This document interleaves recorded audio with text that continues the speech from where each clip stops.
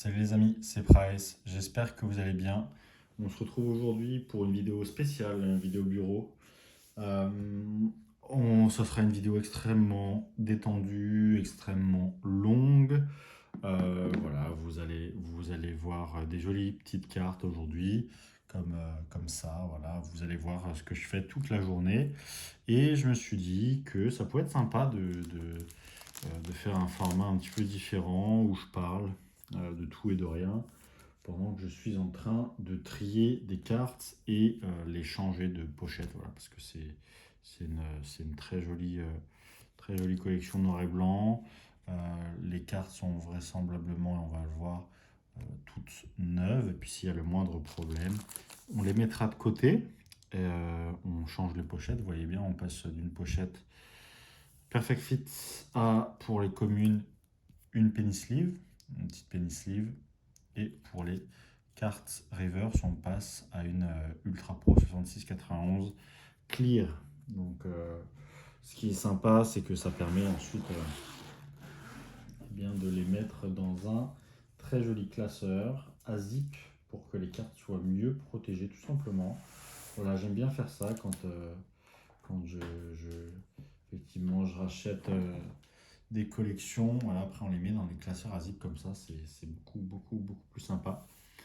Pour les cartes, eh ben, écoutez, ça fait pas mal de temps du coup que je pensais à vous faire une vidéo comme ça. J'avoue que c'est pas forcément l'envie qui manque, c'était plutôt le temps. Et je sais pas si c'est des choses qui vous intéressent fondamentalement. On va voir, je vais faire un test avec cette vidéo, voir si ça vous plaît. Je vais essayer de la mettre en ligne, je pense, dans les prochains jours. Je verrai bien, voilà. Euh, Ça va vous permettre de voir des jolies petites cartes. On va découvrir ensemble des belles choses. On va découvrir ensemble les cartes de la collection qui peuvent comporter des défauts, des chocs, des impacts, ou si la collection est vraiment dans un très bel état. C'est un contenu que je faisais à une certaine époque, que j'ai plus fait depuis longtemps, je dois avouer. Et en fait, j'ai envie de me recentrer sur les choses qui me font plus plaisir dans la collection, puisque vous savez, tu as très bien placé pour savoir, les personnes qui me suivent sur Instagram, Discord et YouTube et Spotify, on va dire que c'est mes quatre grands canaux de distribution de ma parole, bien entendu, la fameuse parole de Price, PP. Donc,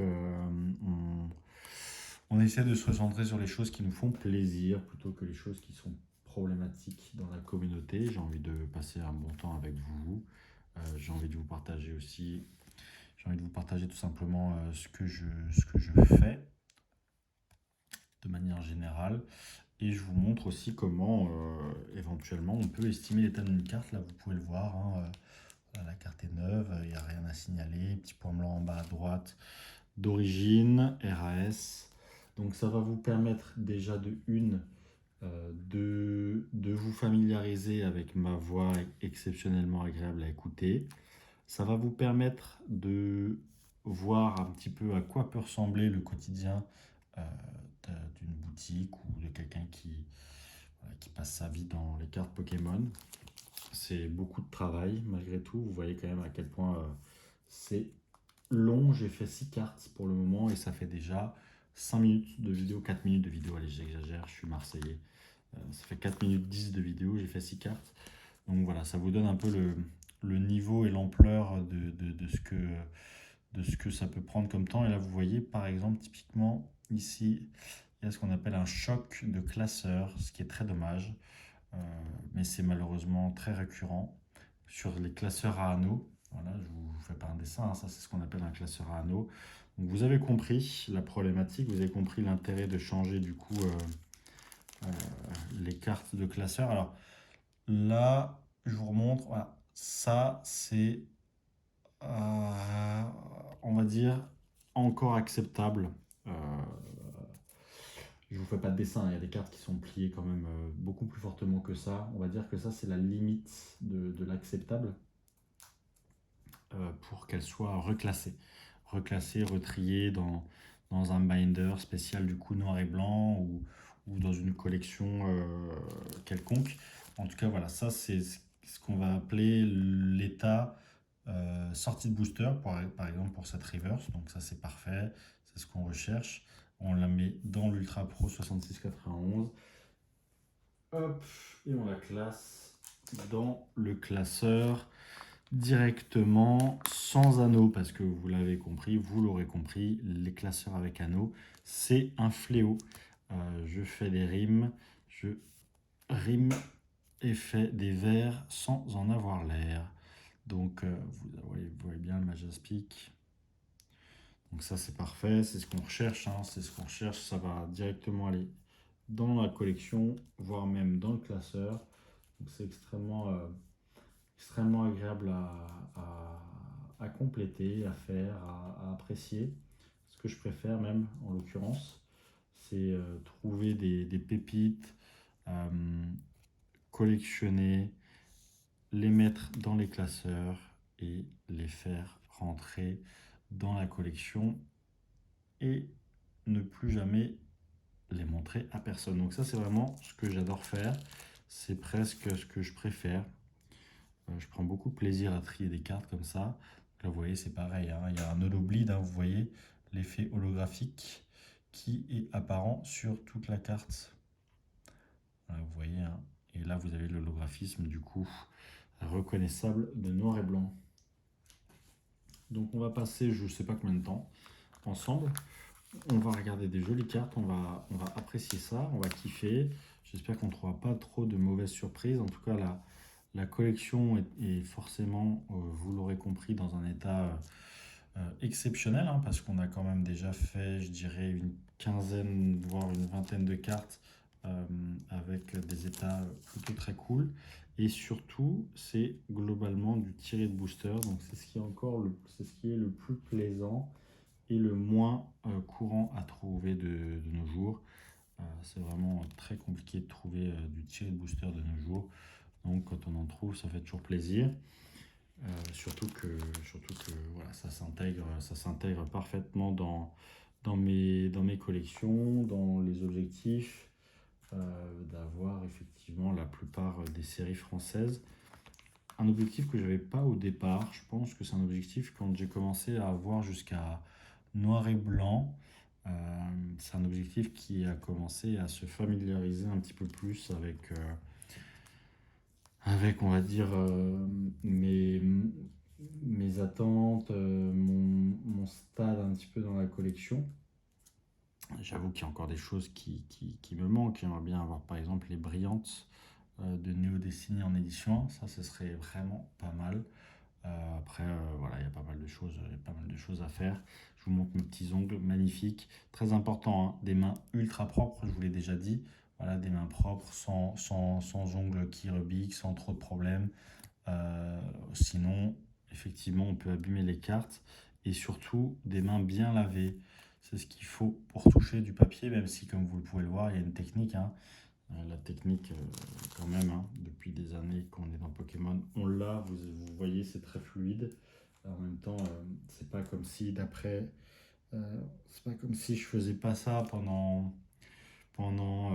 4 heures par jour et depuis, je dirais, des années, hein.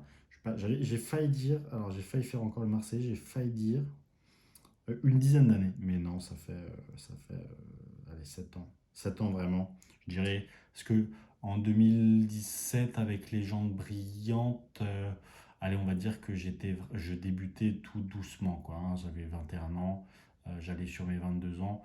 Ouais, je débutais vraiment doucement, quoi. Donc, non, la plupart des collections que j'ai pu rentrer au fur et à mesure du temps, que j'ai pu trier, que j'ai pu voilà, regarder, que j'ai pu changer, mettre sous sleeve, estimer pour avoir effectivement un regard très rapide sur l'état des cartes et l'état de conservation. Parce que ça, vous le savez, hein, c'est un œil qui se travaille. Et je pense que ce genre de vidéo un petit peu talk, live, bizarre sur YouTube comme ça, authentique, je pense que c'est des choses qui peuvent vous plaire. Après, je fais pas ça pour les vues, mais je pense que... Enfin, je fais ça d'abord pour moi, hein, avant tout, parce que je trouve ça cool. Déjà de record quand il y a une jolie collection. Et aussi, peut-être que ça donnera des idées à certains sur comment trier leurs cartes, comment les regarder, comment les modifier, etc. etc. Donc voilà, ça peut être sympa. Je me suis dit que ça changerait aussi des contenus d'habitude. J'ai pas envie de me répéter, mais je pense que ça change aussi des contenus d'habitude. Voilà. Vous me direz ce que vous en pensez forcément une fois que la vidéo sera sortie. Bon, on va continuer doucement, on va essayer de vous montrer ça, on va essayer de vous permettre de comprendre comment on estime un état. Ça, c'est une carte simple. Carte simple, ça va donc dans une penny sleeve. Penny sleeve, ça veut dire quoi? Ça veut dire pénis, qui veut dire en anglais centime. Une, une pochette à centime, une pochette à 1 centime pour être très exact, puisque le paquet coûte 1 euro et il y a 100 pochettes. Donc on est sur une pochette qui coûte tout simplement 1 centime, d'où le nom de penny, qui nous vient directement des États-Unis. Voilà, un feuilleton magnifique. Noir et blanc, qui est la dernière version. Ouais, la dernière version à laquelle j'ai joué. C'est-à-dire que j'ai rejoué à Ruby Saphir, Alpha Omega, mais je ne considère pas ça une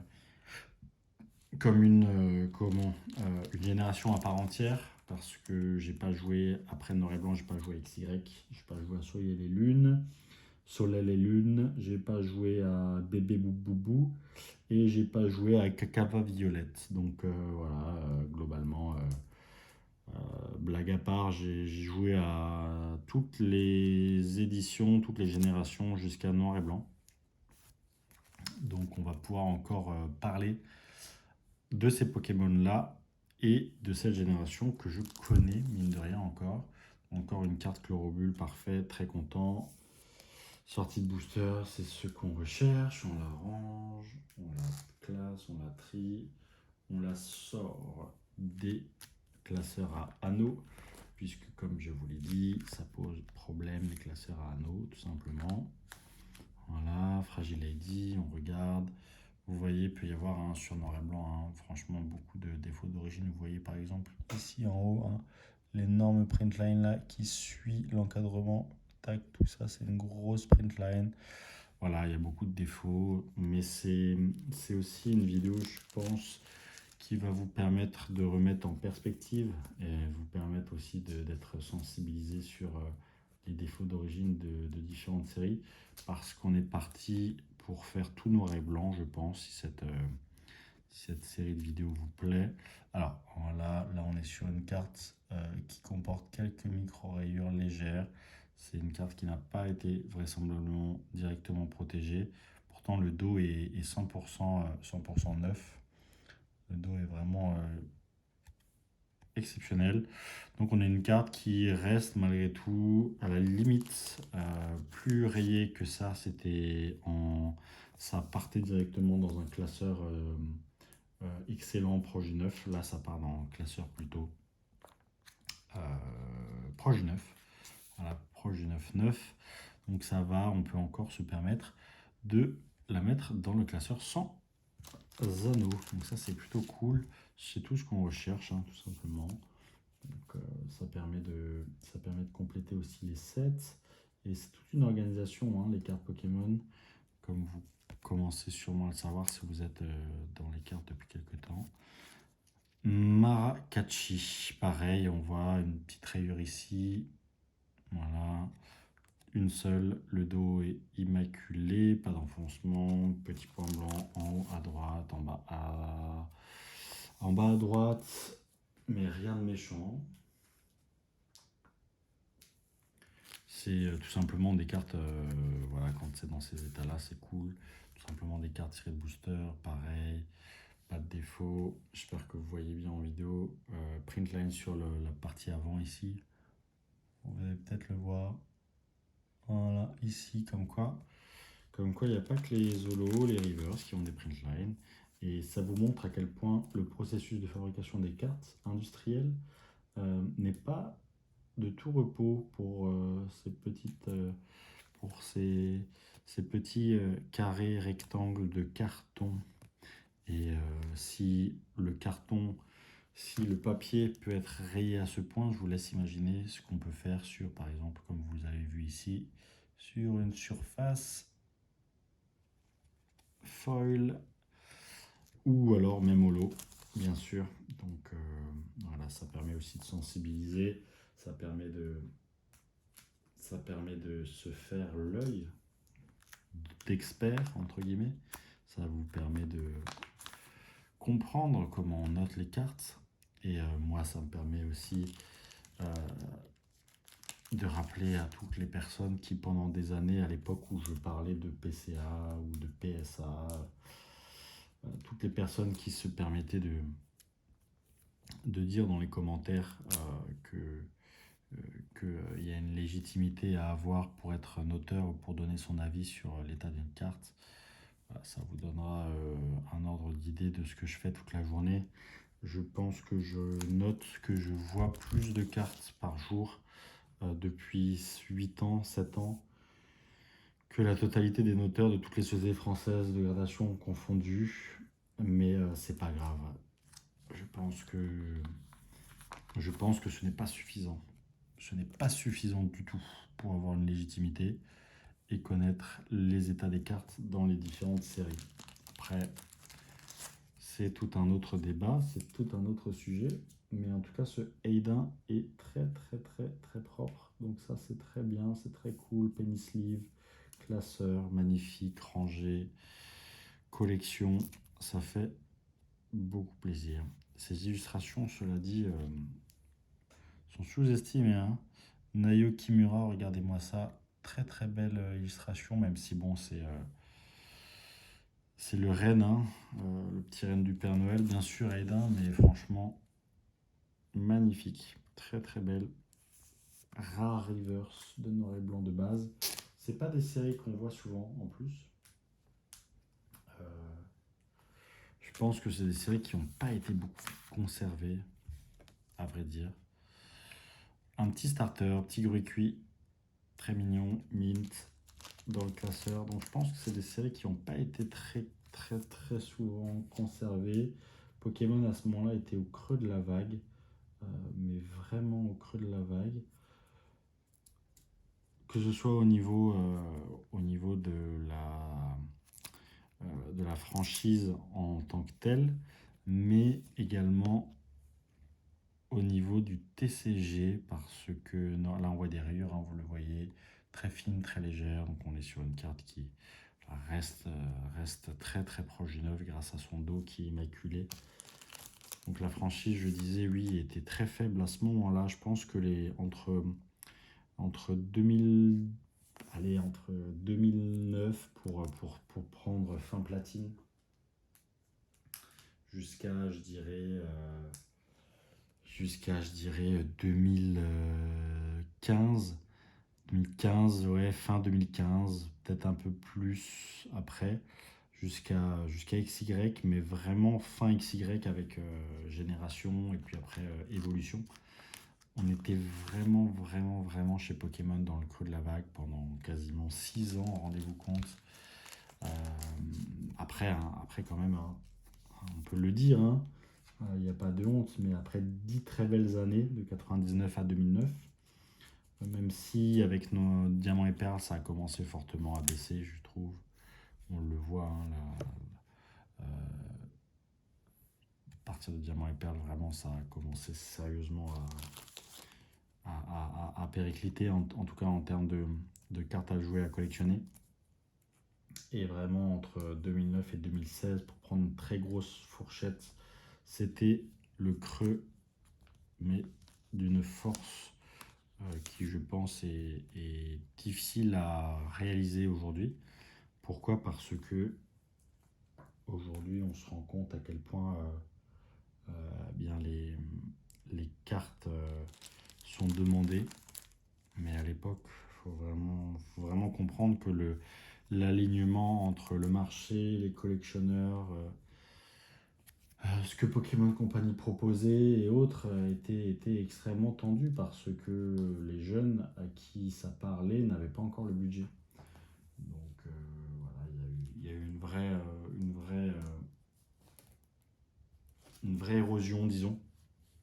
Alors là, par exemple, le grue cuit a été mal rangé. Il est avec le gros tichon. Donc voilà, donc ça va directement. Alors celle-là est particulièrement belle, donc on va comparer. Très très belle, magnifique là, comme vous pouvez le voir, vraiment très belle. Donc on va comparer avec l'autre grue cuit qu'on a déjà rangé. On va regarder laquelle des deux est la meilleure pour garder dans la collection la meilleure des deux. Parce que je crois qu'aucune des deux, il me semble que je n'avais aucune des deux. Donc on avait vu ce gris cuit, voilà. On avait vu du coup ce gris cuit avec de la rayure, donc ça part directement dans le classeur proche du neuf et on va mettre l'autre à la place qu'on a trouvé qui est particulièrement belle. Et il faudra du coup trouver un gros tichon reverse mint. Ce sera pas facile du tout comme je vous l'ai dit parce qu'à l'époque c'était pas aussi bien conservé qu'aujourd'hui. Ces cartes n'étaient pas aussi demandées, je le répète, entre 2009 et entre 2009 et 2016, ça a été vraiment compliqué pour Pokémon. Mais ils s'en sortaient quand même parce qu'ils se sont concentrés sur les fondamentaux qui sont de très beaux jeux vidéo. Et Noir et Blanc est sans doute vraiment un des meilleurs opus, je dirais, de ce point de vue-là. Noir et Blanc a vraiment été un super jeu dans mes souvenirs. D'après ce que j'ai cru comprendre, XY aussi. J'ai cru comprendre que les gens qui sont nés fin des années 90, début 2000, avec XY en 2014, quand ils avaient peut-être plutôt début des années 2000, quand ils avaient une dizaine d'années. Apparemment, c'était également de super jeux XY. Dites-moi dans les commentaires ce que vous avez pensé, vous, de XY, si vous avez apprécié ou pas. Mais en tout cas, moi, Noir et Blanc, j'ai des super souvenirs. J'avais vraiment bien aimé. Alors, j'ai pas fait de Noir et Blanc 2, alors un petit peu de rayure là sur ce Roi Tiflam en holo reverse. Mais le dos est tellement solide que pareil, ça restera dans le classeur correspondant. Difficile de trouver mieux. Et disons que ça remplit le classeur. On va continuer parce que voilà, vous n'êtes pas forcément familier, je pense, avec ma façon de collectionner. Moi, je fais vraiment les séries en entier. C'est-à-dire que je rachète des séries en entier. Je rachète très rarement des cartes à l'unité, voire jamais. Donc, on va voir si ce type de vidéo trouve preneur. Peut-être qu'un jour, j'aurai l'opportunité de faire de très jolies transactions avec vous, les personnes qui me regardez. En général, les gens sont ravis de faire des transactions avec moi, plus qu'avec d'autres d'ailleurs, professionnels ou d'autres personnes connues dans Pokémon. Pourquoi? Parce que je suis honnête dans les rachats et je rachète souvent bien au-dessus de ce que les autres peuvent proposer.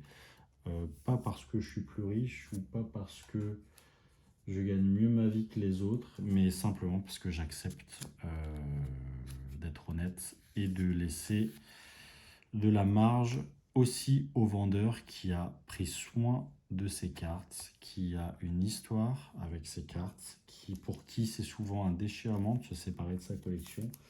Et j'ai beaucoup de respect pour les personnes qui ont collectionné avant moi, parce que ce sont tout simplement mes aînés dans la collection.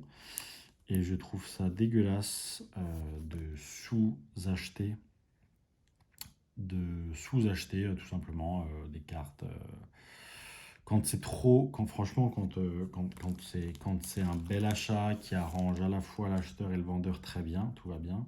Quand c'est un bel achat qui arrange le vendeur, tant mieux pour lui. Quand c'est un bel achat qui arrange l'acheteur, tant mieux pour lui. Mais quand c'est carrément du vol, caractérisé, c'est-à-dire vraiment 5, 6, 7, 8, 9, 10 fois en dessous de la cote pour un lot donné ou pour une carte donnée. Ça, malheureusement, c'est encore beaucoup trop monnaie courante dans Pokémon. Et c'est ce qu'on appelle du DOL, D-O-2-L. Et je vous conseille très fortement, et je conseille très fortement à toutes les personnes qui regarderont cette vidéo de se renseigner sur ce que ça veut dire. Parce que quand vous êtes une boutique, un professionnel ou même un auto-entrepreneur et que vous achetez à un particulier, quand vous êtes de particulier à particulier, c'est différent, hein, bien entendu, mais quand vous êtes dans une forme juridique et que vous achetez, par exemple, je ne donnerai pas de nom, mais ça ne sert à rien de toute façon, mais quand vous voyez vous le savez, hein, des vidéos brocantes, regardez ce que j'ai trouvé pour 2,50 € et que vous êtes professionnel, c'est pas très malin parce que même si la plupart des gens ne le savent pas, si le vendeur décide de se retourner contre vous, il aura gain de cause. Alors, il va sûrement pas se retourner contre vous pour 50 balles ni 100 balles, mais le jour où Pokémon va prendre vraiment de l'ampleur et que des énormes arnaques feront surface, comme il y en a déjà eu, hein. On va pas appeler ça des arnaques parce que c'est pas le terme. Il y a pour le coup une vraie transaction et deux personnes qui, entre guillemets, essayent de paraître de bonne foi les unes devant les autres, même s'il y en a une qui a le savoir et qui va essayer d'en tirer avantage. Disons quand même, que en tant que professionnel, euh, le vendeur peut vous revenir sur la gueule. Et donc oui, on va pas parler d'arnaque, on va parler de tout simplement de braquage plutôt que d'arnaque. Quand vous entendez ce fameux mot braquage, j'ai braqué, je sais pas quoi. Quand c'est sur une application de live enchère, c'est souvent l'acheteur euh, qui braque. Et quand c'est super cher, bah, c'est souvent le vendeur. Mais voilà, si vous n'êtes pas de particulier à particulier, que vous êtes professionnel et que vous pratiquez le vol avec un dé, le DOL, et ben bon courage déjà premièrement pour tenir longtemps dans ce milieu. Parce que tout finit par se savoir et j'ai des sacrés dossiers. En fait, je conserve, comme les cartes que vous voyez là qui vont disparaître, qui vont plus jamais refaire surface. J'aime beaucoup conserver aussi les différents dossiers sur les différentes personnes, déjà pour ma culture personnelle, pour les blacklists personnelles, et puis aussi parce qu'un jour, quand ça sera trop gros, et ben ce sera directement une fin de carrière. Comme on a déjà pu en infliger avec Elias lors d'un podcast, comme j'ai déjà pu en infliger d'autres aussi, notamment pendant la période d'arnaque sur Voct, et ben ce sera des fins de carrière et ce sera pas plus mal de se débarrasser de certains margoulins qui sont dans Pokémon depuis trop longtemps. Ah, mais Price, de qui tu parles? Bref, la liste serait trop longue. Mais voilà, sachez que ce petit format de vidéo chill qui risque de durer 2 heures, hein, voire plus. Donc je vais en dire des trucs dedans. Ça sera sûrement, très sympa. J'espère que ça va vous plaire. Vous allez voir de jolies cartes. Vous allez voir de belles petites choses. Et on va essayer de trier ça tranquillement. On est déjà à la 25e carte sur 114 en 28 minutes, en une demi-heure. Magnifique petit Macho. Pareil, la carte est très belle. Puis ça vous permet de voir des jolies cartes que vous n'auriez pas eu, que vous n'auriez pas eu l'habitude de voir autrement. Enfin, la possibilité, pas l'habitude. Rien à voir. Que vous n'auriez pas eu la possibilité de voir autrement. Et c'est plutôt cool parce que franchement, ça fait vraiment du bien de voir autre chose que du très très vintage comme toujours. Parce que le très très vintage, mine de rien, vous n'êtes pas sans savoir que la plupart des séries. Alors là, vous voyez, là, j'ai l'impression que c'est une empreinte. Alors on va voir ça tout de suite.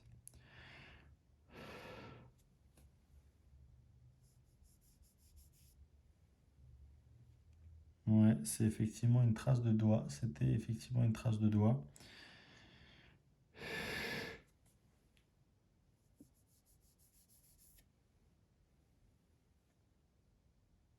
Petite trace de doigt qui a disparu et le dos, forcément, qui est extrêmement propre. Donc, encore une fois, une carte neuve. Hop, voilà, quand il y a des petites traces comme ça de doigts, très simple, un petit peu, on essaye de mettre un petit peu de buée sur la carte. Et ensuite, on passe à un chiffon, quelque chose de très doux pour enlever la carte. Là, pareil, c'est très dangereux ce que je fais, il faut avoir l'habitude. Vous voyez, là, il y a des tout petits défauts ici et là sur le rouge. C'est ce qu'on appelle des dépôts. Donc, il y a des dépôts, c'est des petites saletés plus ou moins collantes qui ont pu se glisser entre la carte et la pochette lorsque elle a été tirée de booster et mise sous sleeve. Alors, le mieux c'est de le faire avec un coton-tige humide, mais là vous voyez, hop, je vous le remontre. Là, hop là, elle m'a échappé des mains, mais là vous voyez que pas besoin de s'embêter avec le coton-tige humide. Voilà, vous voyez, hein, la carte est extrêmement abîmée. C'est une carte en excellent état. C'est extrêmement abîmé. Donc celle-ci va directement aller dans la pile excellent état. Donc oui, je disais, ça fait plaisir quand même de voir ça. De jolies cartes qu'on n'a pas l'habitude de voir, et surtout des cartes qui sont dans des états exceptionnels, même si elles sont pas forcément, elles sont même là où il n'y a pas. Enfin, je veux dire, depuis tout à l'heure, je vous montre des cartes à quelques centimes, voire quelques euros, mais pas grand-chose. Donc voilà, c'est juste pour vous montrer à quel point moi je kiffe quand même. Je passe vraiment beaucoup de temps, du plaisir à faire ça. Et je pensais que ça pouvait vous être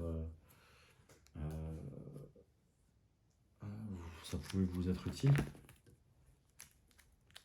d'apprendre à voir les défauts un petit peu plus en profondeur, de m'écouter parler sur tout un tas de sujets différents, et puis à la fois, vous de votre côté, passer un bon moment, de voir des vues différentes.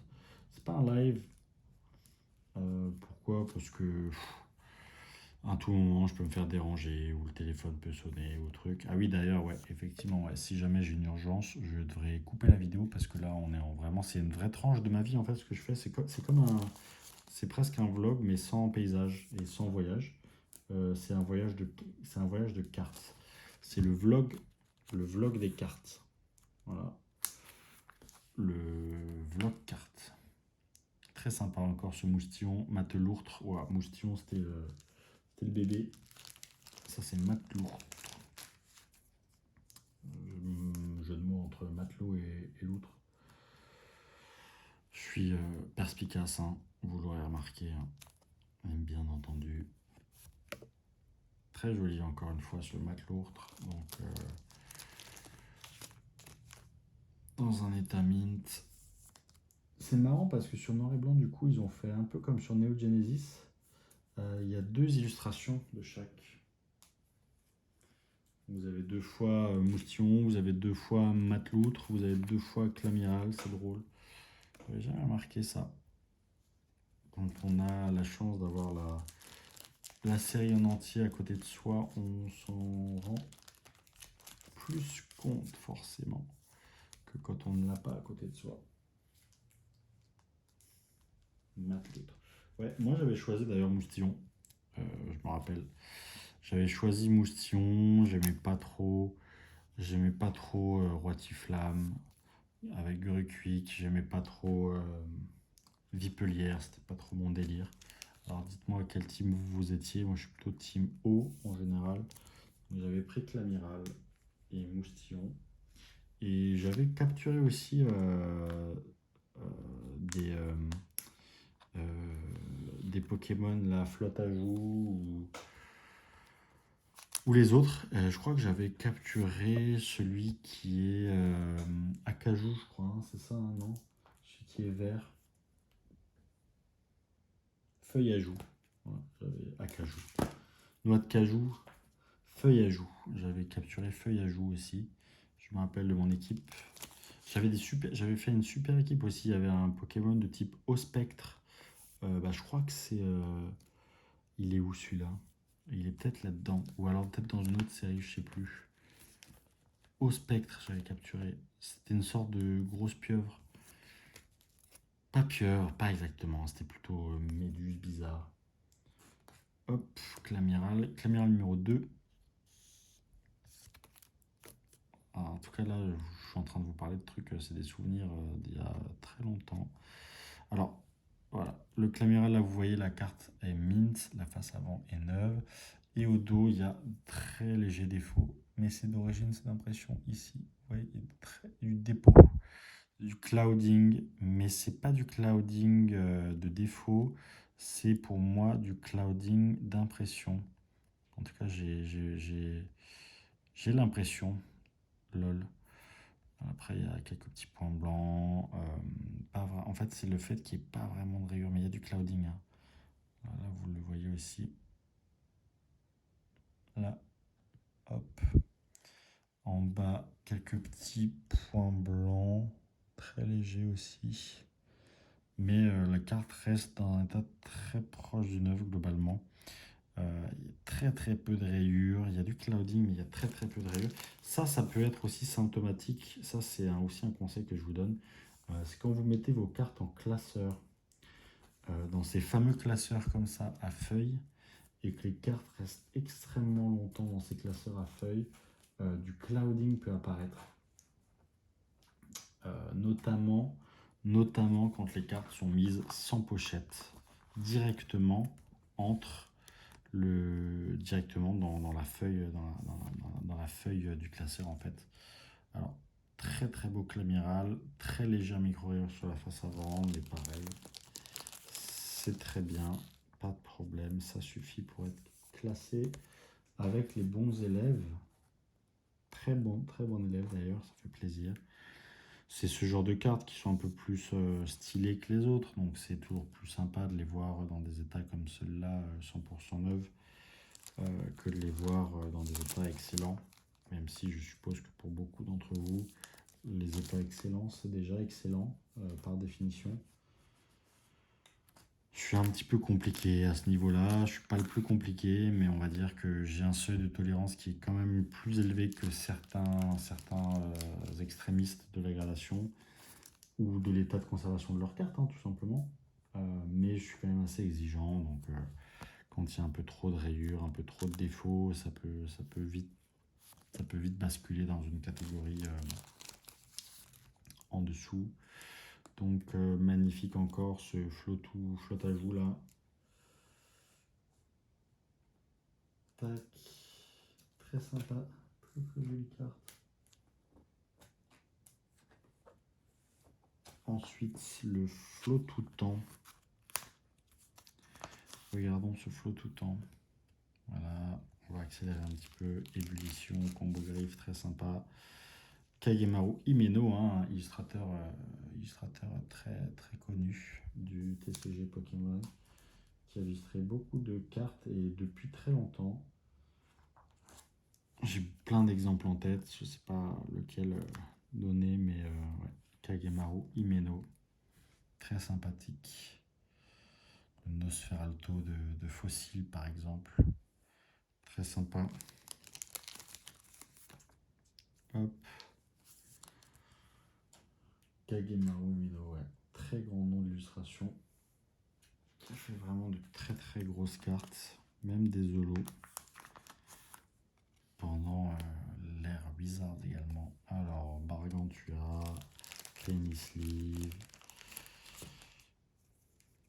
Un petit peu plus haut de gamme pour la reverse. On y va. Tac. Je vous explique pas le budget pochette à chaque fois quand on est dans les cartes Pokémon. Je crois que je dépense 50 balles par mois de pochette. Ce qui fait globalement 1500, 2000 pochettes par mois. Peut-être plus, je sais pas. Ouais, je crois qu'avec 50 balles, on a un peu plus. Le paquet, le paquet comme ça, il coûte 5-6 euros, 6 euros, je crois. Le paquet comme ça, il coûte 1,50. Ça dépend où vous l'avez. Et après, il y a encore les top loaders qui sont encore plus chers. Mais bon, je mets tout en classeur, moi. Donc, le top loader, seulement vraiment gros, seulement vraiment exception, grosse carte, mais c'est rare quand même. Je dois avouer.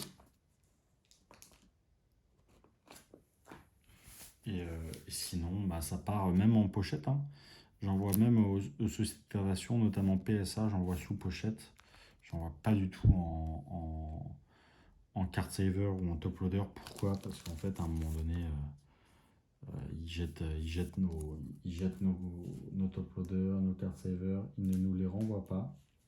Donc moi, ça va bien 5 minutes. Je vais pas commencer à leur envoyer 150 cartes. En général, j'envoie un peu plus de 150 cartes par mois à grader. Je ne vais pas leur envoyer 150 cartes alors que le top loader coûte un peu plus de 10 centimes, je crois. Ça fait déjà 15 balles, hein. Si tu envoies 150 cartes, ça fait 15 balles jetées par la fenêtre. C'est une certif offerte de top loader. Et je dois vous avouer qu'en protégeant extrêmement bien le paquet et en utilisant et en abusant euh, de petits contenants comme ça, voire même de plus gros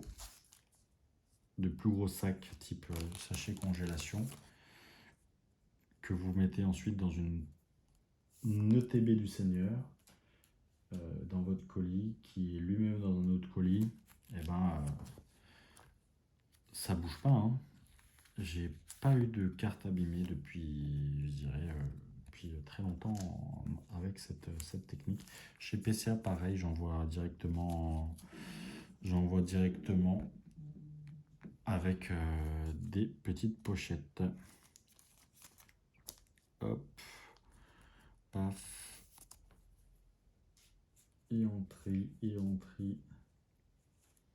On a de la chance et ça fait 42 minutes de vidéo et on est très loin encore, hein. Zut, on est très loin. Je pensais que ça irait un petit peu plus vite. Je me rends pas compte à quel point ça va pas vite quand on le fait sous ce format-là, mais on est déjà à la 38e. Allez, on est à un tiers.